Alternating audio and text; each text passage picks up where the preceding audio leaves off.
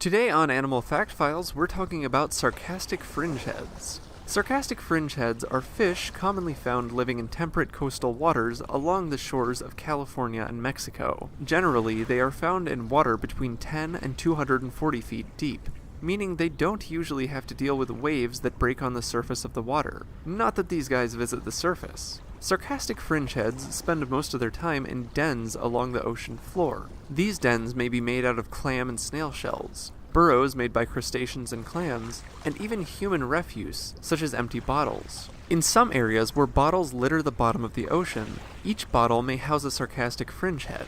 I guess they're making the best of what is otherwise kind of a bad situation. Sarcastic fringeheads enter their dens tail first, so they don't have to worry about turning around once inside. These are some strange-looking fish. One of the most recognizable characteristics of a sarcastic fringehead is its huge mouth. Often the sarcastic part of their name is attributed to their temperament, which we'll be discussing shortly. However, this part of their name actually comes from Greek origins and means something along the lines of to bite and tear. Inside that gaping maw, sarcastic fringeheads have sharp needle-like teeth, which may be used to help capture soft-bodied prey like cephalopods. The fringehead part of their name comes from the funny-looking fringes over their eyes. They're like exceptionally bushy eyebrows.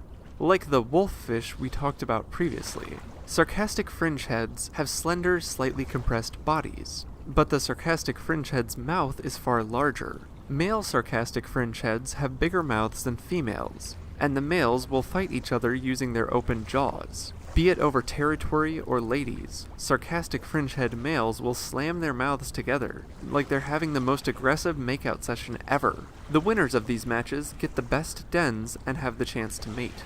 Female sarcastic fringeheads make the choice of who will father their offspring. A female will lay her eggs in the den of a triumphant male, and leave them behind to be protected by him. The eggs stick together and stick to the den, and it's the male's job to keep them safe until they hatch. A male is so protective of his offspring that he'll even attack divers who swim too close. Sarcastic fringeheads have been known to tear wetsuits when fending off the roving human. All of this from a fish that averages half a foot in length. Upwards of 3,000 babies will hatch inside his den, and it's while they're in this state that they're likely the most vulnerable to predation. Though they're smaller fish, adult sarcastic fringeheads are so aggressive that most other animals don't mess with them.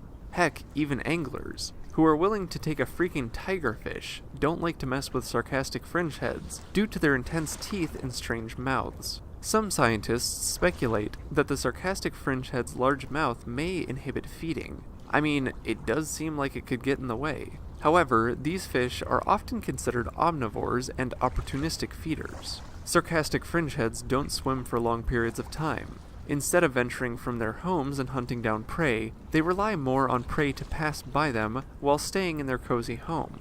Sarcastic fringeheads eat squid eggs, possibly crustaceans, and plankton floating in the water column.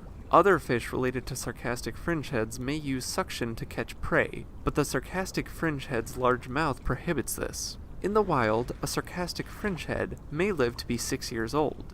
For more facts on sarcastic fringeheads, check out the links in the description. Give a thumbs up if you learned something new today, and thank you for watching Animal Fact Files.